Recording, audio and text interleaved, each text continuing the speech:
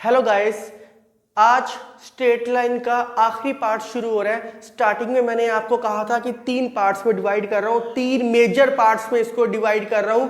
First part मैंने slope कही थी आपको, सेकंड पार्ट मैंने इक्वेशन कहा था। आपके दोनों टॉपिक्स खत्म हो चुके हैं। लास्ट टॉपिक शुरू हो रहा है डिस्टेंसेस।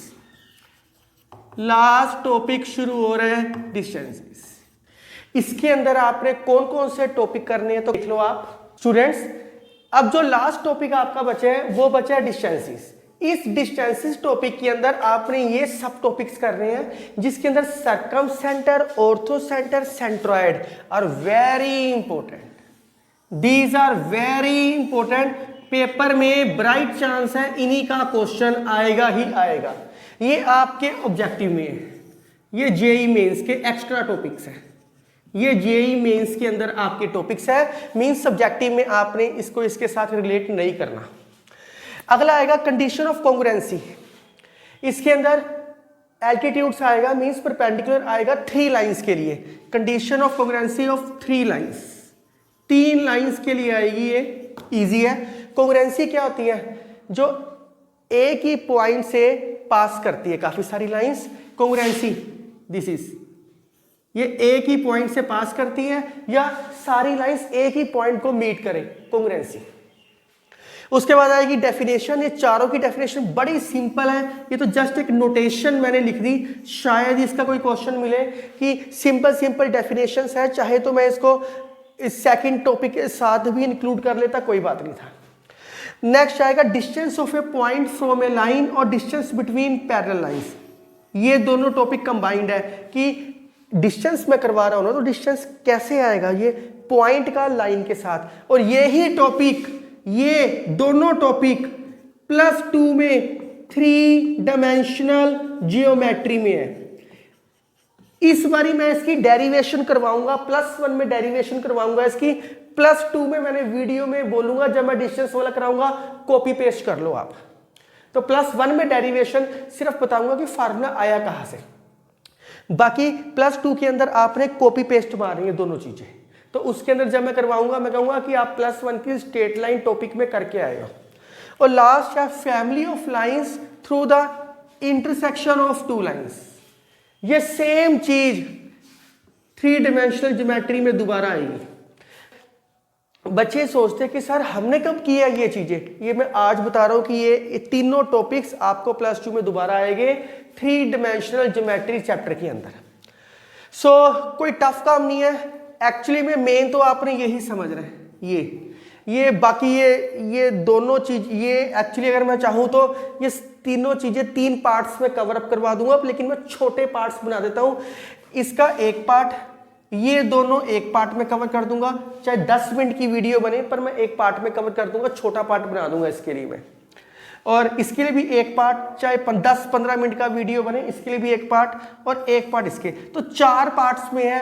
टोटल 10 पार्ट्स में स्ट्रेट लाइन 7, 8, 9, 10 पार्ट्स में स्ट्रेट लाइन खत्म हो जाएगी। तो 7, 8, 9, 10 है वो बहुत छोटे बनेंगे। चाहूँ तो मैं उसको कंबाइंड भी कर सकता हूँ, तो 8 पार्ट्स बन जाएंगे। पर बहुत रिलैक्स मोड में देखेंगे हम, बहुत रिलैक्स मूड में करेंगे इसको। तो आज मैं शुरू करवा रहा हूँ सर्कमसेंटर। तो फर्स्ट टॉपिक है सर्कमसेंटर। नाम से क्लियर है, नाम से क्लियर है। सर्कम, सर्कल का सेंटर।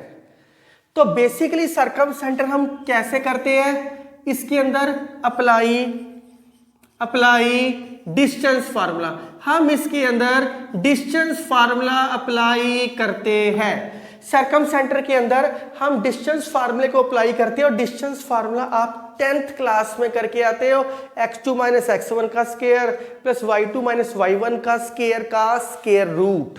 बहुत सिंपल है, बहुत सिंपल तरीके से करने की कोशिश कर रहे हैं सर्कमसेंटर। तो सबसे पहले समझ लो सर्कमसेंटर क्या होता है। एक सर्कल, उसके अंदर एक ट्राइंगल, एक ट्राइंगल। सर्कमसेंटर क्या आएगा? अगर कोई ट्राइंगल, अगर कोई सर्कल ट्राइंगल के तीनों वर्टिसेस से होके जाए तीनों ये वर्टिसेस है ए बी सी। अगर कोई सर्कल ट्रायंगल के तीनों वर्टिसेस में से जाए और सेंटर से इक्वल डिस्टेंस पे हो, सेंटर से इक्वल डिस्टेंस पे हो, इज कॉल्ड सर्कमसेंटर। तो इसमें दो कंडीशनें आ गई आपकी। तो मींस इक्वल डिस्टेंस मतलब O A is equal to O B is equal to O C. मैं रिपीट कर रहा हूं, ये सर्कल है, ये ट्रायंगल बना हुआ है, क्या ये तीनों वर्टिसेस से होके जा रहा है? नहीं, ये ए से होके जा रहा है, बी से होके जा रहा है, सी से होके नहीं जा रहा। तो इसमें टू कंडीशंस है। सर्कमसेंटर के लिए टू कंडीशंस का होना बहुत जरूरी है। दो कंडीशंस होएगी, टू कंडीशंस होएगी, तब हम ये फार्मूला अप्लाई कर सकते हैं। कंडीशन कौन सी है? First, circle passes through all the three vertices of triangle, three vertices of triangle, तीनों वर्टिसेस से होके निकल रहा है, is called a circumcentre. First condition. Second condition, equal distance from the center to the vertices, that is OA is equal to OB is equal to OC is called circumcenter। बड़े प्यार से clear हो गया। इसके questions करोगे ना तो मुझे करवाने की भी जरूरत नहीं है। इसके क्वेश्चन OA, O मतलब XY, कोई पॉइंट ले लिया OXY, OA पे डिस्टेंस फार्मूला लगाना, इज इक्वल टू OB पे डिस्टेंस फार्मूला लगाना, इज इक्वल टू OC पे डिस्टेंस फार्मूला लगाना, फिर पेयर बना के हम इसको सोल्व कर लेंगे। बड़े इजीली सोल्व हो जाएगा, क्वेश्चंस में समझ आ जाएगा आपको। अगला कॉन्सेप्ट, ऑर्थोसेंटर, सर्कम सेंटर। इसका डिक्शनरी मीनिंग है परिकेंद्र।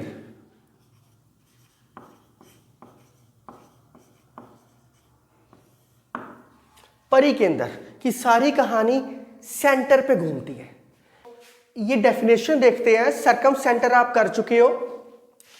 ऑल्टीट्यूड्स ऑफ ए ट्राइंगल, ये इसलिए डेफिनेशन करवा रहा हूं क्योंकि ऑर्थो सेंटर में इसका यूज है। Line through each vertex of triangle, एक ट्राइंगल है ए बी सी, कहता इसके वर्टेक्स होते हैं जहां मिलते हैं ए बी सी, ये थ्री वर्टेक्स है इसके, perpendicular to the opposite side. ये परपेंडिकुलर होने चाहिए, ये ना कहना कि इसके सेंटर में आएगा, परपेंडिकुलर ऑपोजिट साइड्स। इसकी ए की ऑपोजिट साइड क्या है? बी सी, बी की ऑपोजिट साइड क्या है? ए सी, और सी की ऑपोजिट साइड क्या है? A B. तो ये परपेंडिकुलर होने चाहिए। आप जब प्रॉपरली बनाओगे तो ये परपेंडिकुलर आपस में मीट करेंगे।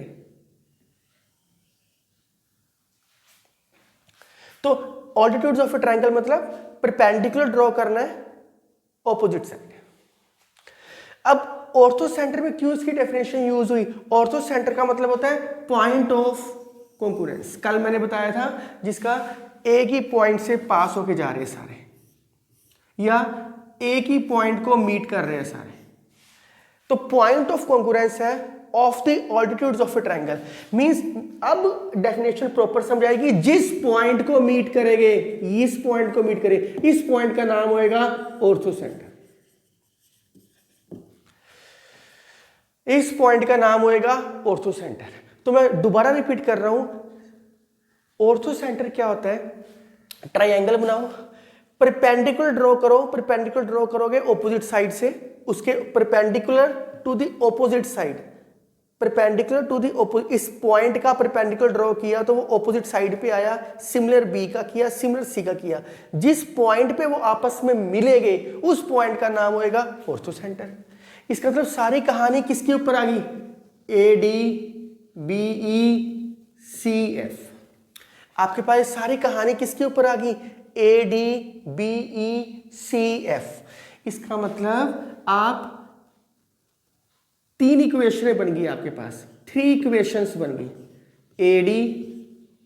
ADBECF 3 इक्वेशन बन जाएगी। और ये तीनों इक्वेशन कौन सी है? परपेंडिकुलर।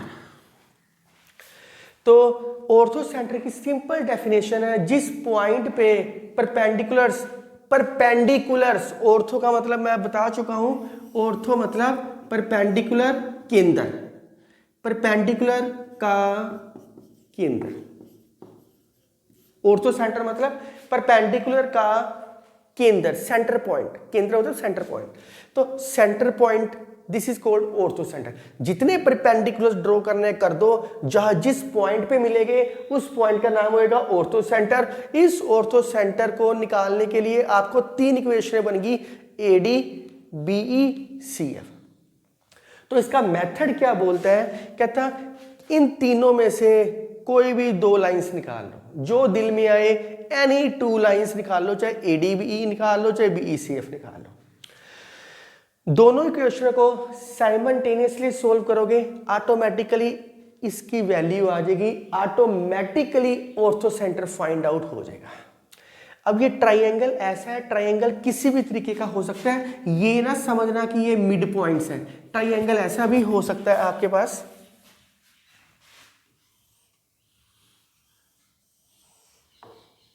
इसका परपेंडिकुलर, इसका परपेंडिकुलर, तो आप सही तरीके से बनाओगे इसका perpendicular. This is called orthocentre. तो आप देख सकते हो कि ये जो परपेंडिकुलर है इसका कभी मिड पॉइंट नहीं होता। किसी केस में हो सकता है मिड पॉइंट, लेकिन ये कभी मिड पॉइंट नहीं होता, स्पेशल केस में हो सकता है। तो अगर आप बना के देखना, राइट एंगल ट्रायंगल बनाओगे तो उसका देखना कि ऑर्थोसेंटर कहाँ किस पॉइंट पे आएगा पर्टिकुलर।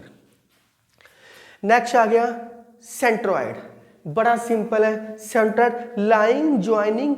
अब ये मिड पॉइंट के ऊपर है, mid point of opposite side, ये मिड पॉइंट के ऊपर है। ट्रायंगल जैसा मर्जी हो, हमें नहीं पता कि जैसा है, जैसा मर्जी हो, इसका मिड पॉइंट, मिड पॉइंट, ये तीनों मिड पॉइंट है, ABCDEF, ये मिड पॉइंट है। वर्टिसेस मिड पॉइंट को ज्वाइन करें। तो सर्कमसेंटर क्या हुआ? जो सेंटर से सर्कल तक का डिस्टेंस। ऑर्थोसेंटर क्या हुआ? परपेंडिकुलर्स जहां मीट करते हैं आपस में।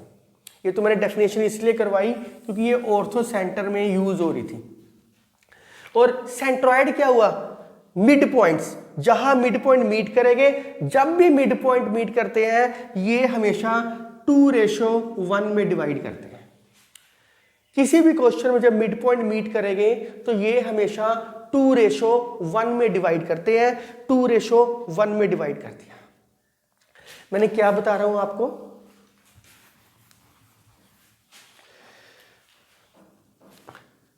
इसकी एक और डेफिनेशन है, point of intersection. Point of intersection, जिस पॉइंट पे ये मीट कर रहे हैं, of 3 mid points of A triangle. तीनों मिड पॉइंट्स के ट्रायंगल को जिस पॉइंट पे मीट कर रहे हैं, this is called centroid of A triangle. आप जब इसको प्रॉपरली बनाओगे ना 2:1 में डिवाइड करके, तो इसका अपने आप आपको लोकेशन पता लग जाएगी, पॉइंट पता लग जाएगा ये पॉइंट कहाँ है। अगर ए कोई पॉइंट है मेरे पास x1 y1, बी कोई पॉइंट है x2 y2, सी कोई पॉइंट है x3 y3, तो इस सेंट्रॉइड ऑफ ए ट्रायंगल को मान लो G। बेसिकली इसको G से ही लिखते हैं, इसकी नोटेशन G है। तो G क्या आएगा? 2:1 में डिवाइड कर रहे हैं, सम ऑफ ऑल साइड्स। सबसे पहले एब्सिसा, x वाली चीजें प्लस बाई 2 + 1 3, फिर y वाली चीजें प्लस, फिर 3। This is called centroid of A triangle. Abscissa plus किया बाई 3, ऑर्डिनेट प्लस किया बाई 3। आप मिड पॉइंट छोटी क्लासों में करके आए हो, x1 + x2 बाई 2, अब 3 का आ गया आपके पास। तो write down please. So in centre क्या होता है? इन सेंटर होता है जब सर्कल ट्राइंगल को इंटरनली टच करे, जब सर्कल ट्राइंगल को इंटरनली टच करे। सर्कम सेंटर क्या था? सर्कल के अंदर ट्राइंगल। अब इसमें क्या है? इन सेंटर, ट्राइंगल के अंदर सर्कल इंटरनली टच करे इज कॉल्ड इन सेंटर। तो इसका सिंपल फार्मूला लिख लो आप, x या y निकालना है आपने, स्मॉल x या स्मॉल y निकालना है। तो इसको कोई भी नाम दे दो, a को x1 y1 x2 y2 x3 y3 x3 y3, आप कोई भी नाम दे दो इनको। तो इसका क्या फार्मूला होता है x का? साइड a के ऑपोजिट a साइड ले ली, b के ऑपोजिट b साइड ले ली, c के ऑपोजिट c साइड ले ली। Side into opposite side, side क्या है? a multiply opposite side of abscissa, इसके ऑपोजिट साइड क्या है? a का एब्सिसा क्या है? x plus second side multiply opposite side of abscissa, b के ऑपोजिट, a तो c तो इसके साथ ही है, ऑपोजिट साइड कौन सी होगी? b, इसका एब्सिसा क्या है? x2, b into x2। Similar side into opposite side of abscissa, c x3 by सारी sum of all sides a plus b plus. मैंने किया क्या है? इसका मतलब क्या है? Side multiply opposite side of abscissa, opposite side of abscissa.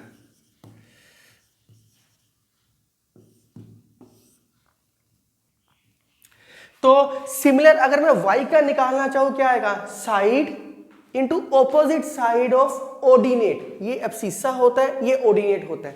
तो क्या आएगा? a y1 b y2 c y3 by a plus b plus c। This is called incentre. कई बार ना क्वेश्चन में एक्स सेंटर आ जाता है। अगर एक्स सेंटर आता है, एक्स सेंटर, कई बार क्वेश्चन में एक्स सेंटर आ जाता है। एक्स सेंटर पर्टिकुलर किसी भी वर्टेक्स से निकलता है। पर्टिकुलर फाइंड एनी वर्टेक्स, मतलब अगर सपोज कर लो एक्स सेंटर का मतलब है इस ट्राइंगल के बाहर कोई पॉइंट दे रखे है, बाहर दे रखे है। आप छोटी क्लास में सेक्शन फार्मूला करके आए हो, सेक्शन फार्मूले में m/n में डिवाइड किया था। ये कब किया था? जब इंटरनली हो, याद होएगा आपको सेक्शन फार्मूला। अगर एक्सटर्नली होता था, अगर एक्सटर्नली होता था तो आप m/-n लिखते हो 10th क्लास में सेक्शन फार्मूले में। m/-n मतलब n को अंदर इंक्लूड कर लेते हो। n जैसे सेक्शन फार्मूला कैसे होता था? ये कोई a, ये कोई b, ये कोई c, m/n में डिवाइड कर। सपोज कर लो ये a, ये b, ये c था। इस c को इंटरनली लेके m/-n में डिवाइड कर लेते थे, तो इस पॉइंट को अंदर लेके आते थे। सिमिलर इसके अंदर अगर कोई बाहर है, अगर a से कहा है, a से कहा है तो a को एक्सटेंड कर दो।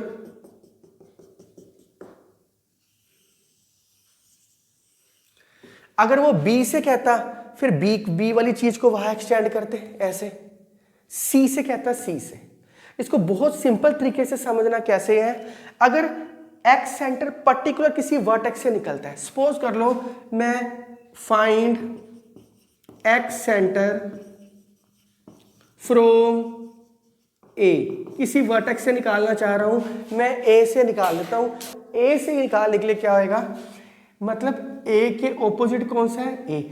आपने उस साइड को नेगेटिव लेके चलना है, बाकी सारा सेम है। मतलब वर्टेक्स एट ए का मतलब है x is equal to excentre निकालने के लिए उस साइड को, जिस वर्टेक्स से निकालना है उसके ऑपोजिट साइड को नेगेटिव लेके चलना है बस। -a, बाकी सारा same, x1 b y1 c x2 b x2 c x3 by minus A plus B plus C. तो सिमिलर अगर मैं सेंटर बी से निकालना चाहूं, सेंटर बी से निकालना चाहूं तो मैं बी को नेगेटिव लेके चलूंगा। अगर सेंटर सी से निकालना चाहूं, एक्स सेंटर सी से निकालना चाहूं तो मैं सी को नेगेटिव लेके चलूंगा। तो ये बड़ा सिंपल था। ये दो चीजें हैं, ये आपको बेसिकली इसके क्वेश्चन जेईई मेंस में आते हैं। ऑब्जेक्टिव में है, ये क्वेश्चन जेईई मेंस में आते हैं। तो ज्यादा इसमें कुछ भी नहीं था। आपको सरकम सेंटर, सेंट्रॉयड और इन सेंटर पता होना चाहिए। अब उसके बेस पे हम कुछ क्वेश्चंस करते हैं। तो राइट डाउन प्लीज। इस क्वेश्चन में ऑर्थो सेंटर निकालना है, बहुत आसान है। कहता है एक ट्राइंगल दे रखे हैं, ऑर्थो सेंटर कैसे निकलता है? परपेंडिकुलर ड्रॉ करनी है। जिस मर्जी को ए मान लो, जिस मर्जी को बी मान लो, जिस मर्जी को सी मान लो। कोशिश करो एक सीक्वेंस से मानो, चाहे बी सी ए मान लो, चाहे ए बी सी मान लो। ऐसा ना सपोज करना इसको ए, इसको सी, इसको बी। एक सीक्वेंस से मानना है, ए बी सी या बी सी ए या सी ए बी। तो अब क्वेश्चन बहुत ध्यान से देखना। कहता है ऑर्थो सेंटर निकालना है। ऑर्थो सेंटर कैसे निकालेंगे? परपेंडिकुलर्स ड्रॉ करने हैं और जिस पॉइंट पे मीट करेंगे वो ऑर्थो सेंटर होता है। अब परपेंडिकुलर ड्रॉ करने हैं, इसको बहुत ध्यान से समझना। इस पॉइंट को ए से भी परपेंडिकुलर आएगा, बी से भी आएगा, सी से भी आएगा। लेकिन इसका वर्किंग रूल क्या होता है? किन्हीं भी दो को सोल्व कर लो। तो मैं परपेंडिकुलर से दो ड्रॉ करता हूं। एक ए से ड्रॉ कर दिया, एक बी से ड्रॉ कर दिया। This is called ortho centre H. H नाम दे दो ऑर्थो सेंटर को एच से नाम दिया करो। तो मैं उम्मीद करता हूं कि ये लाइन समझ आ चुकी होगी आपको। आप सोचोगे सर आप ए और बी से लिया है, क्योंकि हमें ऑर्थो सेंटर फाइंड करने के लिए सिर्फ दो इक्वेशंस चाहिए। आप सोचोगे सर बी का ले लो और सी का ले लो, वो भी ले सकते हो। कोई भी दो परपेंडिकुलर्स ड्रॉ करो और दोनों परपेंडिकुलर्स की इक्वेशन निकाल के सोल्व कर लो। Very simple. अब ए डी ड्रॉ किया, परपेंडिकुलर है, मिड पॉइंट नहीं है। परपेंडिकुलर का मतलब क्या होता है? स्लोप, कुछ स्लोप। इसके स्लोप निकाल के इसकी स्लोप निकाल दें तो आ जाएगा हमारे पास। मैंने वैसे इसका एक शॉर्टकट तरीका भी सिखाया था, पर हमने करना नहीं। लो जी, स्लोप ऑफ बी सी क्या आएगा? y2 minus y1 bye x2 minus, ये तो जीरो आ गई। पहले ही पंगा खत्म कर दिया इसने, स्लोप ही जीरो आ गई इसकी।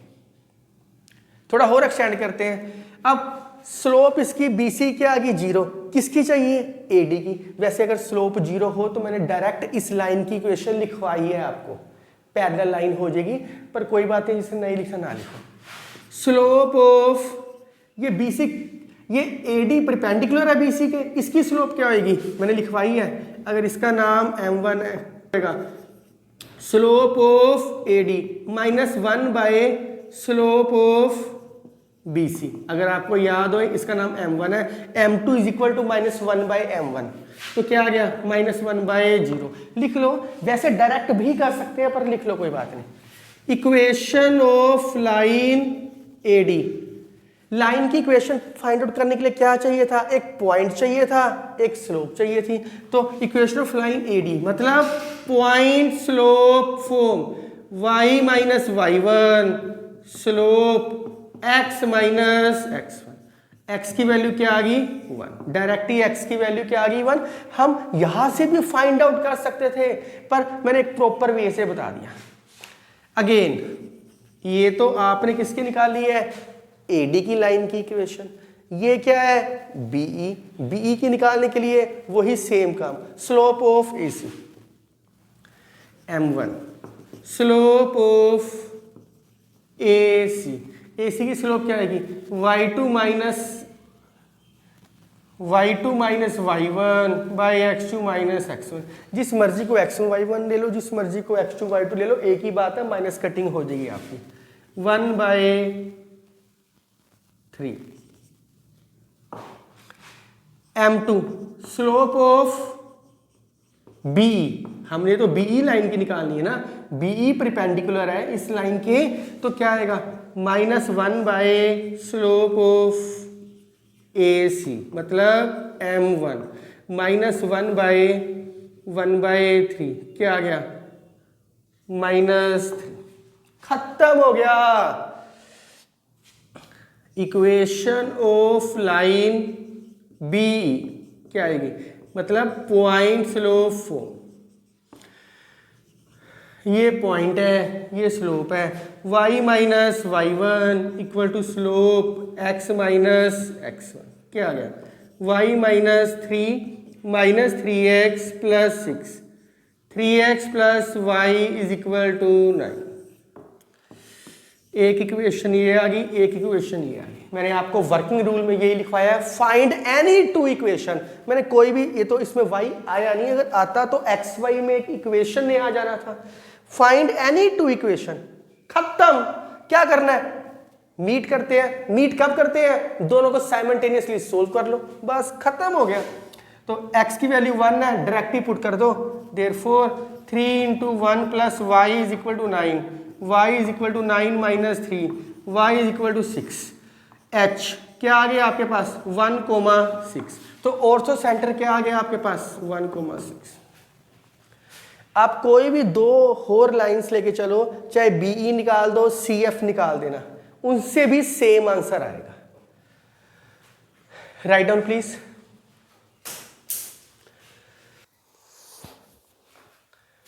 इस क्वेश्चन में सर्कम सेंटर निकालना है। सर्कम सेंटर निकालने के दो मेथड है, एक आपकी बुक में दे रखे हैं, एक मुझे ये पसंद है, एक किसी और बुक में दे रखा है। एक्चुअली में सर्कम सेंटर क्या होता है, अगर कोई सर्कल ट्राइएंगल को टच करता हुआ जाए इज कॉल्ड सर्कम सेंटर। तो ये क्या है, 1,2 और उसका डिस्टेंस उस पॉइंट से सेम है। बी क्या है, 3 - 4, सी क्या है, 5, -। We know that OA is equal to OB is equal to OC। तो OA पे डिस्टेंस फार्मूला लगाओ, क्या आएगा, बड़ा आसान है, क्योंकि सर्कम सेंटर डिस्टेंस फार्मूले पे अप्लाई होता है। OB क्या आएगा, x - 3 का स्क्वायर, y माइनस प्लस 4 का स्क्वायर, x - 5 का स्क्वायर, y + 6 का स्क्वायर। तीनों की स्क्वेयरिंग बोथ साइड कर लो ताकि स्क्वायर रूट कैंसिल हो जाए। x - 1 का स्क्वायर, y - 2 का स्क्वायर। अब ये तीन इक्वेशन तो कभी सॉल्व होती नहीं अगर इक्वल हो, तो क्या करना पड़ता है, पेयरिंग करनी पड़ती है।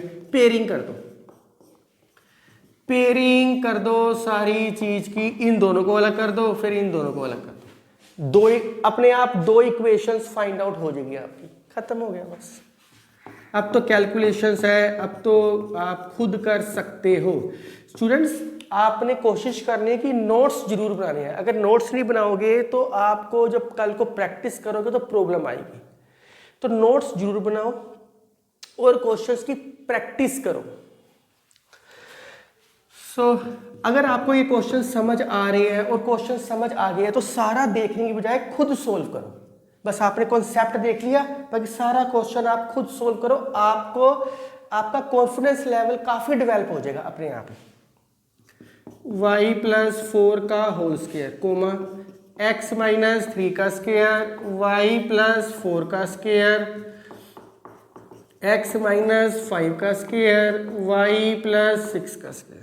तो स्क्वायर खोल दो, क्या आएगा, x² + 1 - 2x, y² + 4 - 4y, x² + 9 - 6x, y² + 16 + 8y।